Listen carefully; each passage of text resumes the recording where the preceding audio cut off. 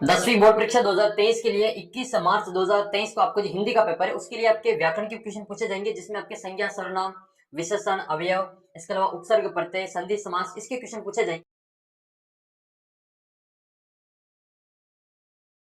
तो आपको इस वीडियो में इन सभी की चर्चा करेंगे। संज्ञा, सर्वनाम, विशेषण और अवयव, इसके अलावा आपके संधि, समास, इन सभी के प्रश्नों की इस वीडियो में हम चर्चा करेंगे। इनकी परिभाषा वगैरह देखेंगे। आपके ये वीडियो शुरू से अंत तक देखना, कम से कम आपके जो 8-10 नंबर जो आपकी इस वीडियो से कवर हो जाएंगे। सबसे पहला क्वेश्चन आपके ये बनता है कि संज्ञा की परिभाषा। तो संज्ञा किसे कहते हैं? संज्ञा किसी प्राणी, स्थान, वस्तु या भाव के नाम को संज्ञा कहते हैं। फिर आपके संज्ञा के भेद पूछ सकते हैं। संज्ञा मुख्य रूप से 3 भेद होते हैं संज्ञा के। नाम देख लो इसमें। सबसे पहले व्यक्तिवाचक, फिर जातिवाचक और भाववाचक। व्यक्तिवाचक में क्या होता है कि जिस संज्ञा शब्द से एक ही व्यक्ति, वस्तु अथवा एक ही स्थान के नाम का बोध होता है उसे हम व्यक्तिवाचक संज्ञा कहते हैं। इसमें प्राय व्यक्तियों का नाम आता है, जैसे राम, श्याम, मोहन, ये सभी नाम आते हैं। देशों के नाम आते हैं, जैसे आपके नाम भारत है, अमेरिका है, ये सभी देश जो है इसमें व्यक्तिवाचक में आएंगे। शहरों के नाम है, जयपुर, दिल्ली, इस प्रकार के जो शहर है इसके नाम आपके इसमें आते हैं। नदियों के नाम गंगा, यमुना, ब्रह्मपुत्र, ये सभी इसमें आते हैं। पर्वत, हिमालय वगैरह ये सभी आपके व्यक्तिवाचक संज्ञा के अंतर्गत ही आते हैं। दिशाओं के नाम है उत्तर, दक्षिण, पूर्व, पश्चिम। समाचार पत्र है, दैनिक भास्कर समाचार पत्र है, राजस्थान पत्रिका है। दिनों के नाम सोमवार, मंगलवार, बुधवार। व्यक्तिवाचक का मतलब आप किसी एक स्थान पे जाते हैं, एक के ऊपर जाते हैं, वो व्यक्तिवाचक है। जाति का मतलब एक का नाम लेने पर पूरी उसमें आने वाली सारी चीजें उसमें शामिल हो जाती है, वो जाति है। जैसे रमेश का नाम लेंगे तो उसमें आप रमेश पर ही जाएंगे, और बाजार का नाम लेंगे तो किसी एक बाजार पर ही जाएंगे। जयपुर में आपके दिमाग में फिर जयपुर का मैप बन जाएगा। गंगा एक नदी, हिमालय, दीपावली, रामायण, ये सभी आपके व्यक्तिवाचक संज्ञा के ही उदाहरण है। ये पूरी पीडीएफ है मेरे पास में 121 पेज की। आपके हिंदी की अगर आप तैयारी करते हैं तो ये पीडीएफ अगर आप 1-2 बार पढ़ लेते हैं तो आपके हिंदी में बहुत अच्छे नंबर आएंगे। इस पीडीएफ को मैं आपके जो ऐप है अपना, उस ऐप पे डाल देंगे। ऐप का लिंक आपको नीचे डिस्क्रिप्शन बॉक्स में दे रखा है। उसमें आप 10वीं क्लास के जो मॉडल पेपर वाला फोल्डर है उसमें आपको स्टडी मटेरियल में ये मिल जाएगा। 10वीं क्लास की ये पूरी पीडीएफ है हिंदी की, इसको 2-3 बार पढ़ना। सारे इंपोर्टेंट क्वेश्चन इसमें दे रखे हैं। दूसरा प्रश्न आपके ये बनता है कि जातिवाचक संज्ञा, तो जिस संज्ञा शब्द से किसी की जाति अथवा वर्ग के संपूर्ण प्राणियों का, वस्तुओं का, स्थानों का बोध होता है उसको हम जातिवाचक संज्ञा कहते हैं। जैसे बंदर, सारे बंदर आ जाएंगे। गाय, इसमें सभी तरह की गायें आ जाएगी। पुस्तक, नदी, नगर, शहर, गांव, ये सभी आपके जातिवाचक संज्ञा के उदाहरण हैं। भाववाचक संज्ञा जो होती है वो संज्ञा शब्द से प्राणियों अथवा वस्तुओं के गुण, धर्म, उनके कार्य, दशा, इन सभी का स्वभाव का बोध होता है, तो वो भाववाचक संज्ञा कहलाती है। मित्रता, पशुता, बुढ़ापा, बचपन, गौरव, सरलता, ये सभी भाववाचक संज्ञा के उदाहरण हैं। तो ये हुई आपकी संज्ञा। फिर हम देखेंगे इसमें सर्वनाम। सर्वनाम की परिभाषा है कि जो शब्द संज्ञा के बदले काम आता है उसको हम सर्वनाम कहते हैं। जो शब्द संज्ञा के बदले काम आते हैं उनको हम सर्वनाम कहते हैं। सर्वनाम मतलब होता है सबका नाम। इसका अर्थ भी पूछ सकते हैं सर्वनाम का, तो सबका नाम है। ये शब्द सभी नामों में संज्ञा के लिए प्रयुक्त होते हैं। और सर्वनाम के भेद जो है वो 6 भेद है, 6 प्रकार का सर्वनाम होता है। पिछली बार जो सर्वनाम पूछा था आपके 2022 के पेपर में, वो निश्चयवाचक सर्वनाम पूछा था। अब की बार आपके हो सकता है या तो प्रश्नवाचक आ सकता है या फिर आपके जो पुरुषवाचक सर्वनाम आने की संभावना है। तो इन दोनों को हम अच्छी प्रकार से देखेंगे, बाकी पूरे सभी प्रकार को भी देख लेते हैं। पुरुषवाचक सर्वनाम क्या होता है? जिन सर्वनाम शब्दों का प्रयोग बोलने वाले, सुनने वाले और जिसके विषय में चर्चा की जा रही है उसके स्थान पर किया जाता है, उसको हम पुरुषवाचक सर्वनाम कहते हैं। पुरुषवाचक सर्वनाम भी 3 प्रकार का होता है। उत्तम पुरुष, ये बोलने वाला या लिखने वाले व्यक्ति के लिए प्रयोग में लेते हैं। उत्तम पुरुष सर्वनाम होता है जिसमें हम मैं, हम सब, हम लोग, मुझे, मेरा, ये सभी इसमें आते हैं। मध्यम पुरुष में वो सर्वनाम शब्द का प्रयोग सुनने वाले के लिए किया जाता है, वो मध्यम पुरुष है। और जिसमें तू, तूने, तेरा, तुझे, तेरे को, तुमको, तुझ पर, तुमने, तुम्हारा, तुमसे, तुम्हारे, आप में, आपका, ये सभी ये काम में लेते हैं। अन्य पुरुष में जिसके बारे में बात की जा रही है या लिखा जा रहा है उसके बदले जो काम में लिया जाता है वो अन्य पुरुष सर्वनाम आता है। जैसे वह है, वे लोग हैं, ये लोग हैं, उसे, उन्हें, इनका, उसका, ये सभी आपके अन्य पुरुष में आते हैं। फिर निश्चयवाचक सर्वनाम, ये आपके लास्ट बार आया था पेपर में। जो सर्वनाम किसी, वहां पे आपको निश्चय रहता है, निश्चित वस्तु के, व्यक्ति के, स्थान के बारे में संकेत करता है, उसको हम निश्चयवाचक सर्वनाम कहते हैं। जैसे ये, यह, वे, वह, ये मेरी पुस्तक है, वह मेरा घर है, तो ये निश्चयवाचक सर्वनाम है। अनिश्चय में कोई फिक्स जगह नहीं होती है, जैसे कोई, कुछ, कैसे, इस प्रकार के जो शब्द होते हैं वो अनिश्चय होता है। जो सर्वनाम किसी अनिश्चित वस्तु के बारे में, व्यक्ति या संस्थान के लिए प्रयोग किया जाता है उसको हम अनिश्चयवाचक सर्वनाम कहते हैं। जैसे कोई, कुछ, कहीं, किसी आदि ने। फिर आपके संबंधवाचक सर्वनाम में किसी का सर्वनाम शब्द का प्रयोग संबंध किसी वस्तु अथवा स्थान से ज्ञात होता है, उसको हम संबंधवाचक सर्वनाम कहते हैं। जैसे इसमें जो, सो, जैसा, वैसा, जिसकी, उसकी, इस प्रकार के जो शब्द आते हैं संबंध, जो, सो, जैसा, वैसा, जिसकी, उसकी, ये जो शब्द आएगी तो वो संबंधवाचक सर्वनाम में आएगा। जैसे जो सोएगा वो खाएगा, खोएगा, जैसा बोओगे वैसा काटोगे, जिसकी लाठी उसकी भैंस, जैसे को तैसा, ये सभी आपके संबंधवाचक सर्वनाम के अंतर्गत आते हैं। प्रश्नवाचक सर्वनाम जिन सर्वनाम शब्दों का प्रयोग प्रश्न पूछने के लिए होता है। ये आपके क्वेश्चन बन सकता है कि जिन सर्वनाम शब्दों का प्रयोग रिक्त स्थान दे देंगे पूछने के लिए होता है, उन्हें प्रश्नवाचक सर्वनाम कहते हैं। तो उसमें आपके कौन, क्या, किसने, ये इसके उदाहरण है। और वाक्य की बात करें तो फिर आपके इसमें आएगा कि आज तुम्हें क्या चाहिए, तो ये प्रश्नवाचक सर्वनाम है। वहां दरवाजे पर कौन खड़ा है, और कल तुम किससे बात कर रहे थे, ये सभी प्रश्नवाचक सर्वनाम के उदाहरण है। निजवाचक में खुद के लिए काम में लेते हैं।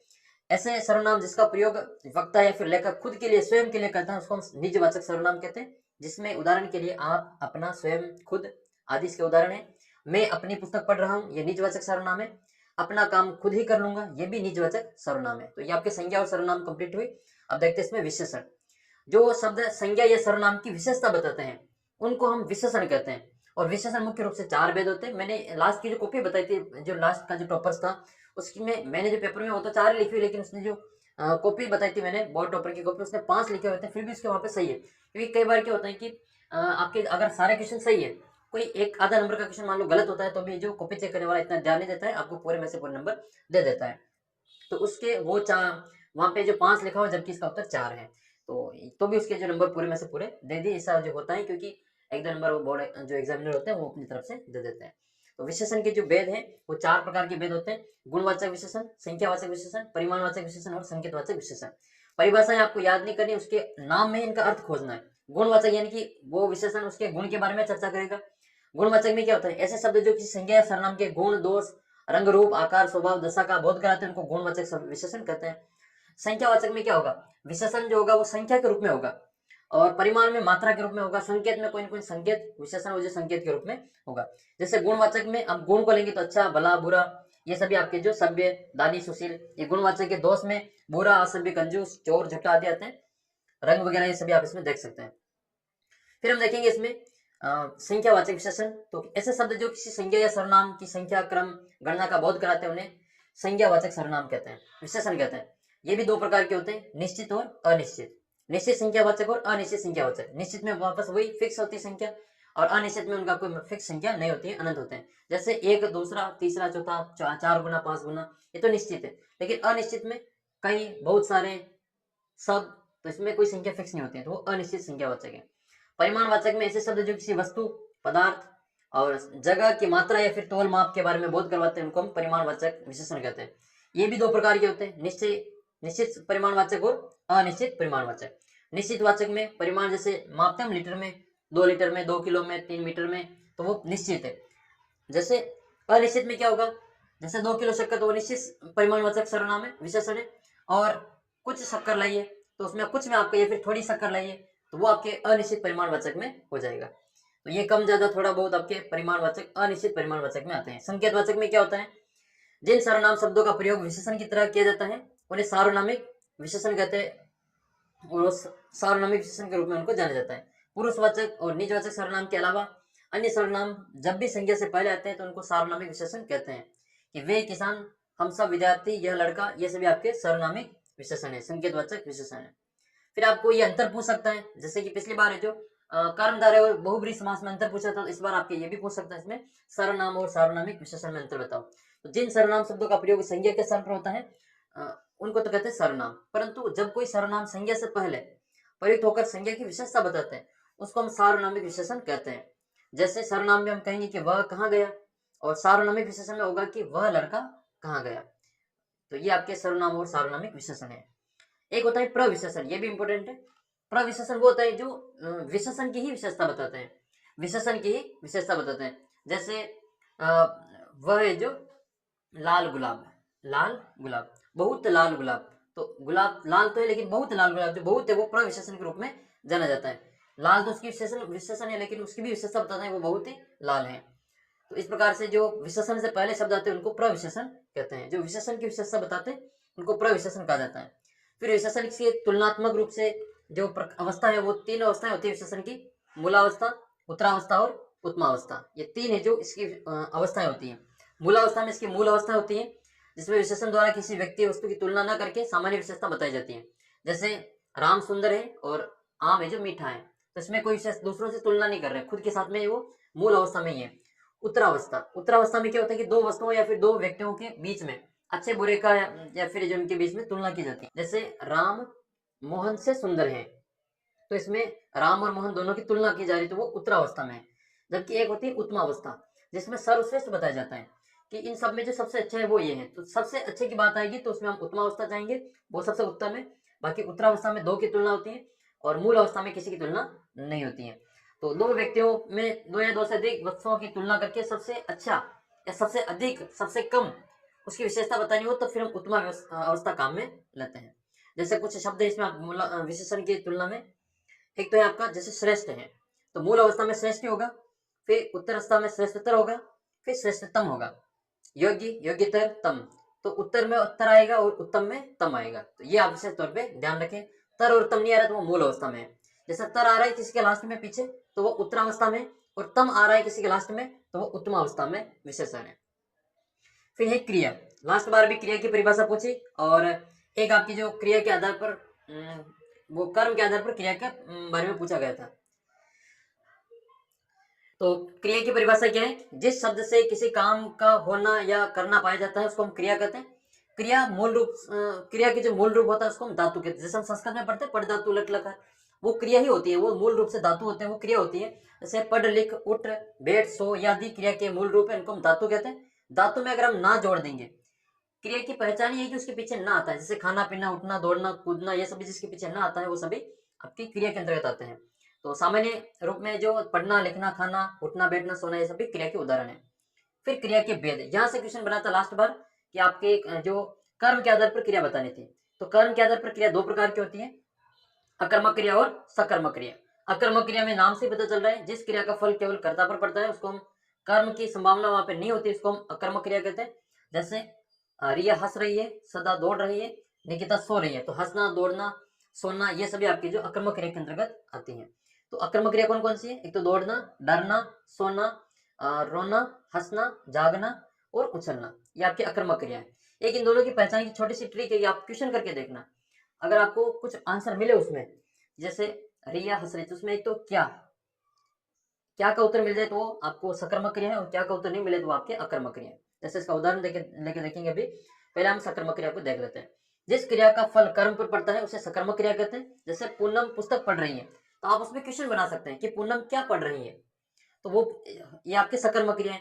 प्रियंका चित्र बना रही है, तो ये एक क्वेश्चन बन जाएगा कि प्रियंका क्या बना रही है। जैसे प्रियंका खाना बना रही है, तो ये भी क्वेश्चन बनेगा कि प्रियंका क्या बना रही है। राम भोजन कर रहा है, तो राम क्या कर रहा है। दिनेश पुस्तक पढ़ रहा है, तो दिनेश क्या कर रहा है। तो ये क्या का आपको प्रश्न बन जाता है तो वो सकर्मक क्रिया है। और क्या का प्रश्न अगर आपको नहीं बनता है तो आपके अकर्मक क्रिया है। जैसे रिया हंस रही है, तो फिर अगली स्टेप में आपको सकर्मक क्रिया के भेद पूछ सकते हैं। तो सकर्मक क्रिया के दो भाग होते हैं, एक तो एक कर्मक क्रिया होती है, एक द्विकर्मक क्रिया होती है। तो ये आप इसमें देख लें। फिर आपको प्रयोग और संरचना की दृष्टि से क्रिया के भेद पूछ सकते हैं, वो 5 प्रकार के होते हैं। ये आपको विशेष तौर पर याद कर लेना है। प्रयोग और संरचना की दृष्टि से क्रिया के भेद 5 भेद होते हैं।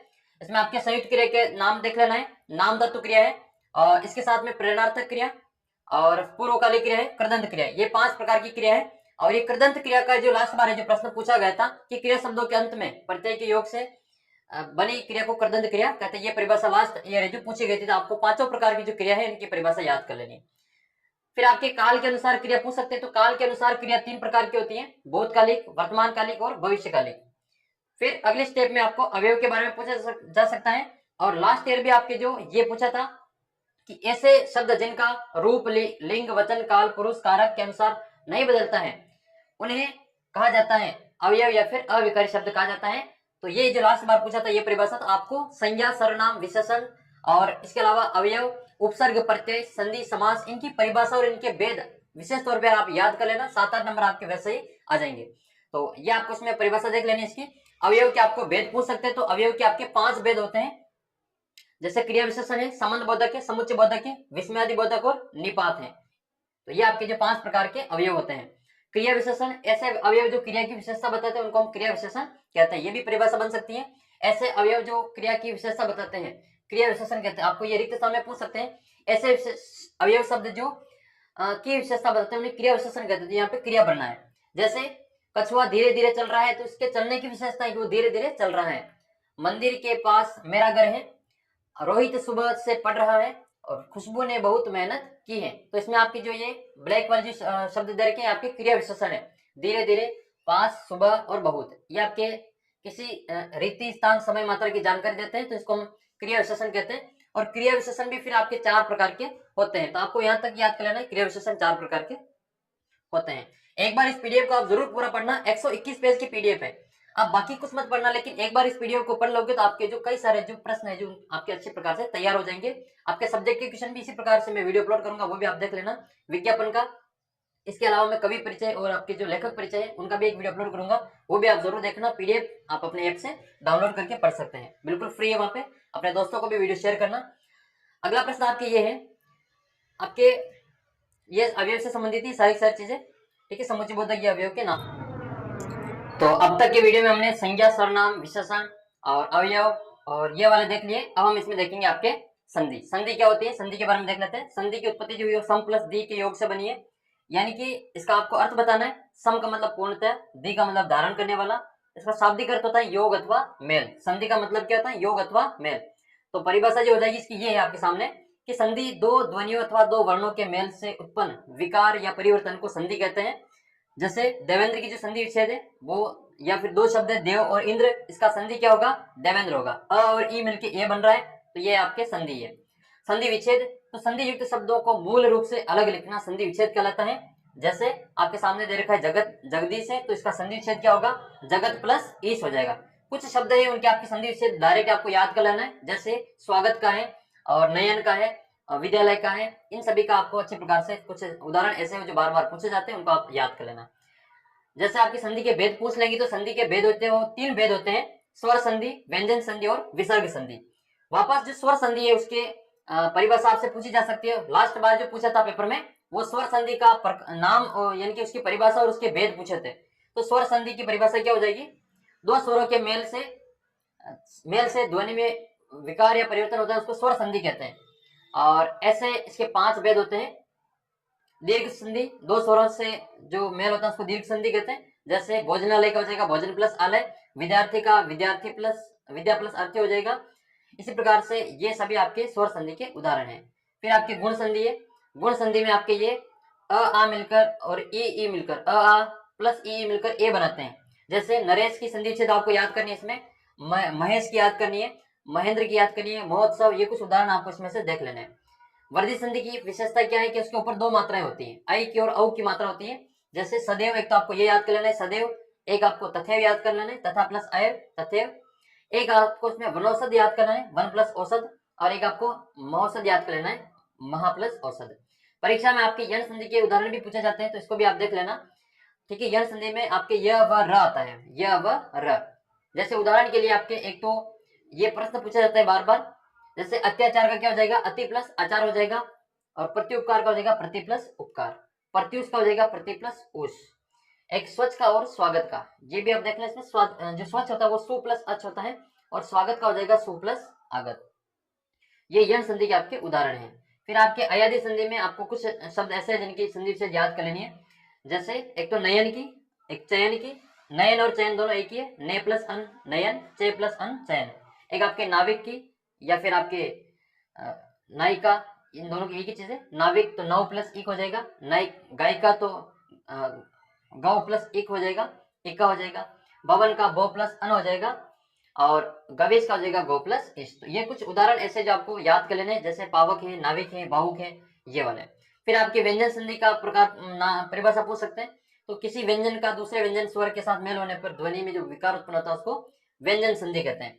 तो ये व्यंजन संधि के अलग अलग प्रकार, जैसे दिगंबर है तो दिक प्लस अंबर हो जाएगा, वागीश का हो जाएगा वाग प्लस ईश, और इसी प्रकार से जगदम्बा का हो जाएगा जगत प्लस अंबा, सदुपयोग का सद प्लस उपयोग हो जाएगा।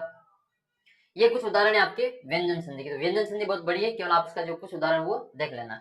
फिर आएगी आपकी विसर्ग संधि। तो इसमें आपके विसर्ग के साथ जो स्वर या व्यंजन का मेल होता है उसको हम विसर्ग संधि कहते हैं।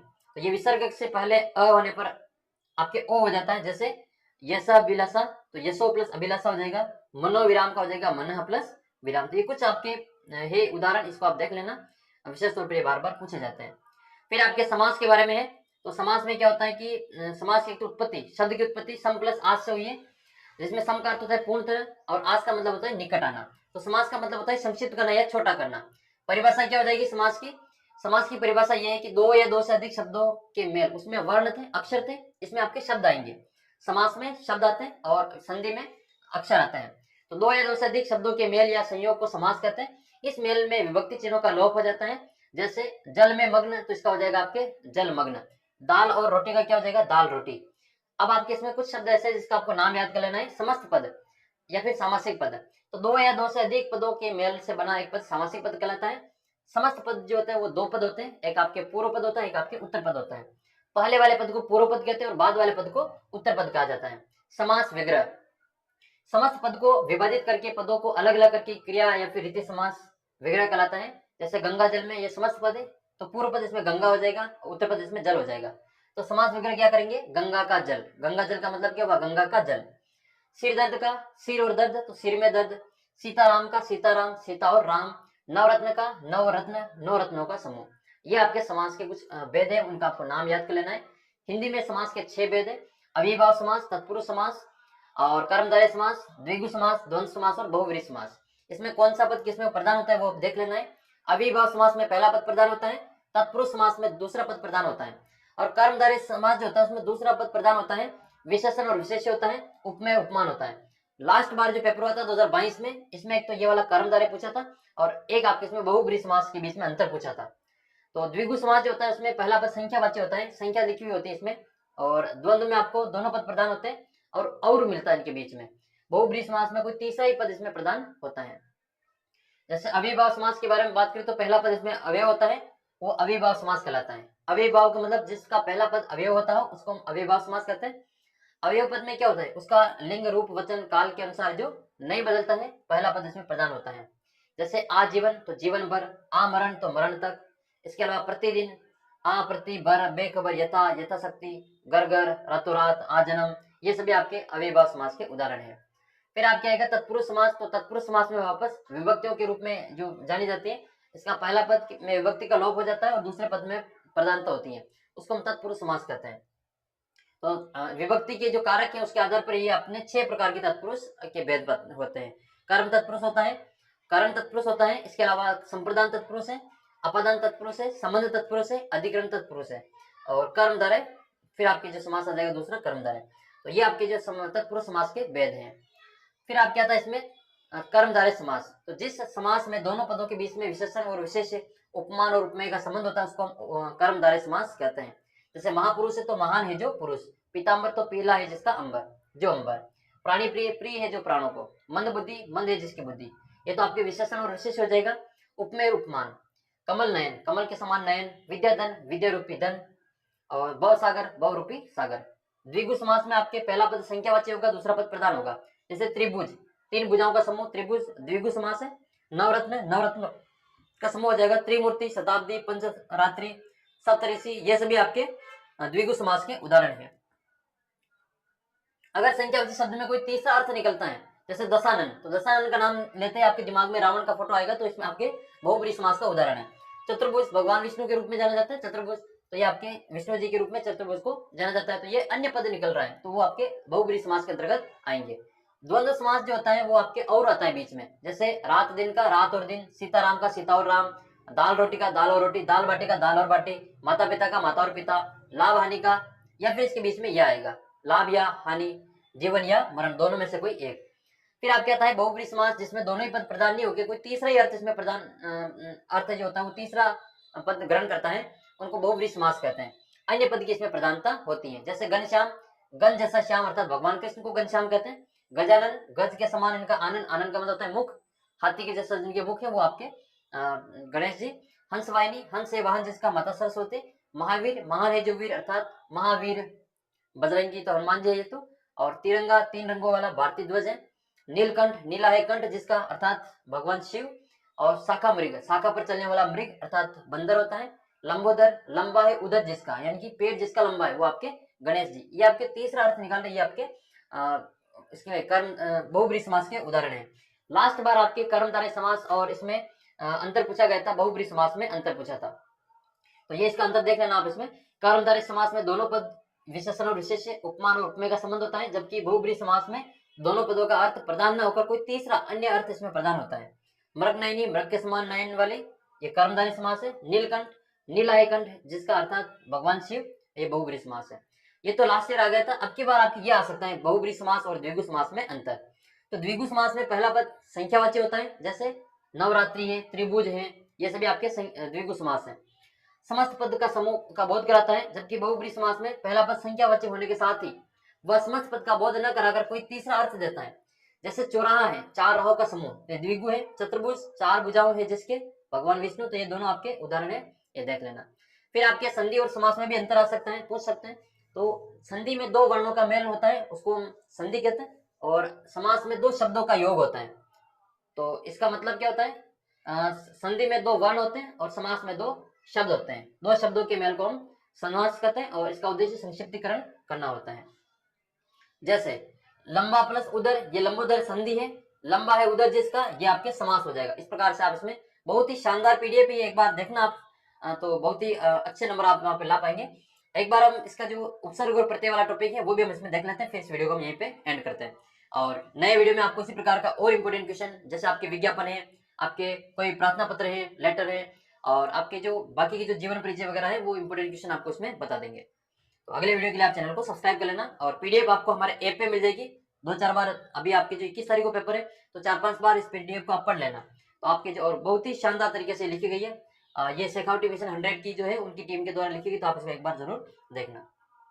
उपसर्ग, उपसर्ग पहले लास्ट की जो पेपर था उसमें उपसर्ग की संख्या पूछी थी। तो हिंदी में आपके 22 उपसर्ग हैं, जो संस्कृत में होते हैं वही आपके हिंदी में 22 उपसर्ग आपके हैं। तो ये आपको देख लेना है कि उपसर्ग क्या होता है। वे शब्दांश जो किसी शब्द के पहले जुड़कर उसके अर्थ को बदल देते हैं, उपसर्ग कहलाते हैं। जैसे सु प्लस योग, सुयोग हो जाएगा। उपसर्ग के भेद तो हिंदी भाषा में मुख्यतः उपसर्ग 3 प्रकार के प्रचलित हैं। संस्कृत के उपसर्ग हैं, हिंदी के उपसर्ग और विदेशी उपसर्ग है। सबसे पहले देखते हैं हम हिंदी के संस्कृत के उपसर्ग। संस्कृत के उपसर्ग संख्या में 22 है, ये लास्ट बार पूछा गया था, आपके जो वापस आ सकता है। और संस्कृत के सभी उपसर्ग तत्सम शब्दों के साथ हिंदी में प्रयोग होते हैं। जैसे अति, अति, अति प्रिय, अतिरिक्त, अत्यधिक, अत्याचार, अति, ये सभी आपके उदाहरण है। इन सभी को एक बार देख लेना। ये सब सभी आपके जो पूरी आपको यहाँ पे बताना संभव नहीं है, क्योंकि वीडियो बहुत लंबा बन जाएगा, तो फिर हम इसको शॉर्ट में इसको निपटा देते हैं। हिंदी के उपसर्ग अ, अन, अद, औ, ये इस प्रकार के जो उपसर्ग है वो आपके हिंदी के उपसर्ग हैं।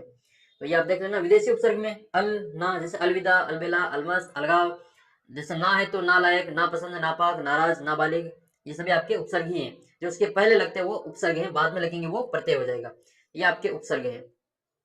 कुछ आपके एक से अधिक उपसर्ग है, इसमें आपसे मूल शब्द पूछ सकते हैं। जैसे पर्यावरण में परि प्लस आ प्लस वरण है, तो इसमें 2 उपसर्ग है। पर्यावरण में 2 उपसर्ग है, परि प्लस आ, ये दोनों उपसर्ग है, मूल शब्द आपके वरण हो जाएगा। उपाध्यक्ष में उप प्लस अधि हो जाएगा उपसर्ग, और अक्ष इसका मूल शब्द है। प्रत्याशा में अप्रत्याशा में अ प्लस प्रति और आशा इसका मूल शब्द है। अभ्यागत में अभि प्लस आ इसका 2 उपसर्ग है, और गत इसका मूल शब्द है। दुर्व्यवहार में दुर प्लस वी प्लस आओ, इसमें 3 उपसर्ग है, और हार इसका मूल शब्द है। इस प्रकार से आप इनको देख लेना। आगे के टॉपिक आपका जो देखेंगे वो आपका हमारा प्रत्यय है। तो देख लेते हैं जल्दी से प्रत्यय को भी, फिर वीडियो को एंड करते हैं। प्रत्यय की परिभाषा, जैसा कि नाम से आपको पता चल रहा है, इसमें प्रत्यय वे शब्दांश होते हैं जो किसी मूल शब्द के बाद में लगकर उसके अर्थ में परिवर्तन कर देते हैं और नए शब्दों का निर्माण करते हैं, उनको हम प्रत्यय कहते हैं। जैसे झूल प्लस आ तो झूला हो जाएगा, पढ़ प्लस आकू तो पढ़ाकू हो जाएगा। हिंदी के प्रत्यय आपके 2 भागों में बांटे गए, कृत प्रत्यय और तदित प्रत्यय। इन दोनों की परिभाषा आपको देख लेनी है। कृत प्रत्यय में क्या होता है, वे प्रत्यय जो धातुत्व क्रिया के अंत में लगकर नए शब्दों का निर्माण करते हैं। ये परिभाषा जो लास्ट 2022 के पेपर में पूछी गई थी। तो अब की बार आपके तदित प्रत्यय वाले पूछ सकते हैं। वे प्रत्यय जो धातुत्व क्रिया के अंत में लगकर नए शब्दों की रचना करते हैं, उनको कृत प्रत्यय कहते हैं। और कृत प्रत्यय से बनने वाले शब्द कृदंत कहलाते हैं। जैसे प्रत्यय है अक, तो लेखक, गायक, पाठक, नायक, चालक, ये सभी अक हैं। आंख में आपके तैराक है, चालाक है। आकू से जो शब्द बनेगा वो पढ़ाकू, लड़ाकू, ये बनेंगे। अक्कड़ से भुलक्कड़, पियक्कड़, घुमक्कड़। आड़ी से खिलाड़ी, कबाड़ी, अनाड़ी, जुगाड़ी, ये सभी आएंगे। आलू से झगड़ालू, दयालु, ईर्ष्यालु, कृपालु। इयल, मरियल, अड़ियल, सड़ियल। और एरा से लुटेरा, बसेरा, कमेरा। एया से गवैया, पड़ैया, खिवैया, ये सभी आपके पीछे लगने वाले प्रत्यय होते हैं। हार से जैसे पालनहार, चाखनहार, राखनहार। वाला से रखने वाला, चखवाला। फिर आपके पढ़ने वाला, लिखने वाला, ये सभी आपके जो प्रत्यय के उदाहरण हैं। फिर हम देखेंगे इसमें तदित प्रत्यय, क्रिया को छोड़ के जो संज्ञा, सर्वनाम, विशेषण से जुड़ते हैं, ये इंपॉर्टेंट है। अब की बार आपके ये आ सकता है, इंपॉर्टेंट है ना, ये वाला एक बार देख लेना, तदित प्रत्यय वाला। तो आर प्रत्यय देखना, इसमें सुनार, लोहार, कुम्हार, माली, तेली, गाड़ी वाला, टोपी वाला, इमली वाला, शहर वाला, कड़वाहट, गर्माहट, चिकनाहट, सुंदरता, मानवता, दुर्बलता, तो लास्ट बार ये ता वाला पूछा था, इसमें से मानवता में से या फिर दुर्बलता में से एक आया था। तो ये सभी शब्द एक बार इनको देखना, और बाकी आगे की वीडियो में जो हम ये संस्कृत के प्रत्यय इनको भी हम देख लेंगे। तो ये पूरी पीडीएफ आएगी, एक दो बार देखना। अगले वीडियो में हम आपके लिए जो मुहावरे हैं, लोकोक्तियां मुहावरे, इनको हम देखेंगे। तो मिलते हैं आपको अगले वीडियो में, तब तक जय हिंद जय भारत। इस पूरी पीडीएफ आपको हमारे ऐप पे मिलेगी। ऐप का आपको लिंक इस वीडियो के नीचे डिस्क्रिप्शन बॉक्स में दे रखा है, आप वहां से इसको डाउनलोड करें। अपने मोबाइल नंबर डालने, ओटीपी आएगी, अपना नाम डालना है, फिर आपको अपने स्टूडेंट सेलेक्ट करना है। जो फ्री स्टडी मटेरियल वाला ऑप्शन है, उसमें आपको 10वीं क्लास के जो सारे मॉडल पेपर है, सारी जो नोट्स है, ये सभी पीडीएफ, जो मिशन सिक्योरिटी है, झुंझुनू 100 है, इसके अलावा जो उदयपुर, जो वल्लभ नगर और भिंडर की जो आपकी जो 100 जो पीडीएफ है इंपोर्टेंट वाली, क्वेश्चन वाली, वो सभी मैंने वहाँ पे डाल रखी है। पुराने मॉडल पेपर डाल रखे हैं, वो सभी आप वहाँ पे देख सकते हैं। तो वीडियो को अपने बाकी दोस्तों के साथ में भी शेयर करना। मिलते हैं आपको अगले वीडियो में, तब तक जय हिंद जय भारत।